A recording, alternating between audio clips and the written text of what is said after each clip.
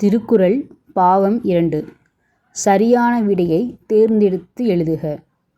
முதல் கேள்வி, அரசரை அவரது டேஷ் காப்பாற்றும். அரசரை அவரது டேஷ் காப்பாற்றும்.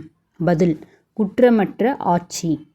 அரசரை அவரது குற்றமற்ற ஆட்சி காப்பாற்றும்.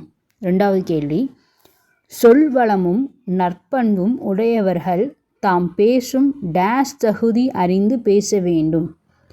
சொல்வளமும் நற்பண்பும் உடையவர்கள் தாம் பேசும் டேஷ் தகுதி அறிந்து பேச வேண்டும்.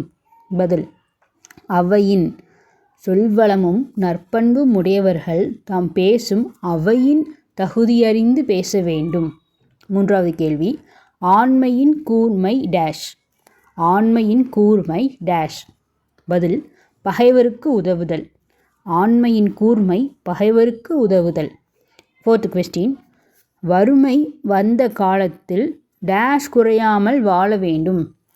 வறுமை வந்த காலத்தில் டேஷ் குறையாமல் வாழ வேண்டும். பதில், ஊக்கம். வறுமை வந்த காலத்தில் ஊக்கம் குறையாமல் வாழ வேண்டும்.